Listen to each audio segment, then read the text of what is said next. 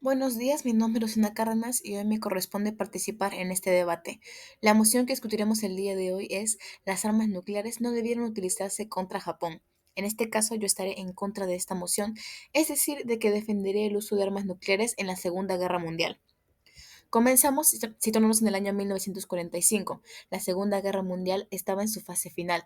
Alemania ya había capitulado en mayo, pero Japón se mantenía firme a pesar de los bombardeos masivos que habían reducido a cenizas gran parte de sus ciudades. La resistencia japonesa no solamente era militar, sino que también cultural debido a la ideología del Bushido y el nacionalismo imperial, que promovían la muerte incluso antes que la rendición.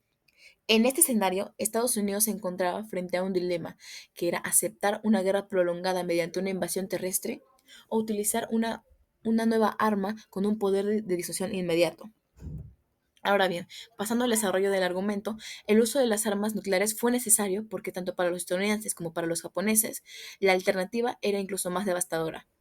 Según Frank, en 1999, las proyecciones del Estado Mayor de Estados Unidos sobre la operación de invasión terrestre, también conocida como Dawnfall, podía costar entre 500.000 y 1 millón de bajas estadounidenses y más de 5 millones de víctimas japonesas, incluyendo a civiles movilizados para la defensa. Esto nos lleva a una inferencia clave, que es que la alternativa a Hiroshima y Nagasaki no era una paz rápida ni pacífica, sino una guerra prolongada, aún más sangrienta y con consecuencias de sufrimiento masivo. En otras palabras, la decisión del gobierno estadounidense no se basaba únicamente en mostrar más poder que Japón, sino en elegir el mal menor frente a un escenario de catástrofe mucho mayor. Además, los precedentes militares reforzaban esta preocupación. La batalla de Okinawa en 1945 murieron más de 100.000 civiles y soldados japoneses en apenas 3 meses, y en Iwo Jima unos 20.000 soldados japoneses que resistieron hasta el último momento.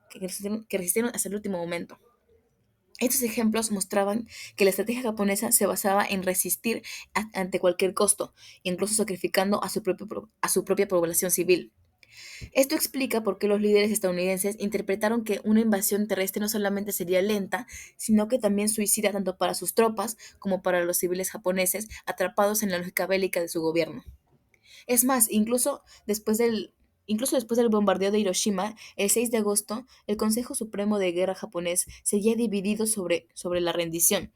Esto nos permite inferir sobre que una sola bomba no fue suficiente para quebrar la voluntad de estos dirigentes.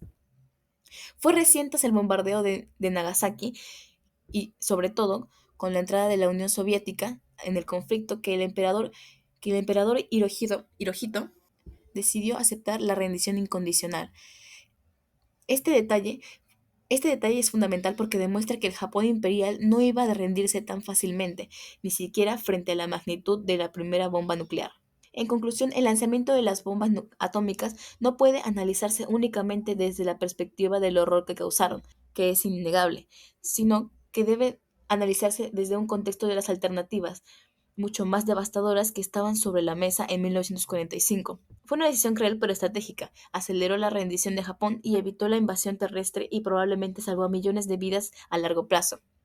En ese sentido, sostenemos de que el uso de armas nucleares contra Japón sí fue necesario en aquel momento histórico y que constituye un ejemplo claro de cómo en la guerra los líderes deben optar por el mal menor en lugar del sufrimiento total.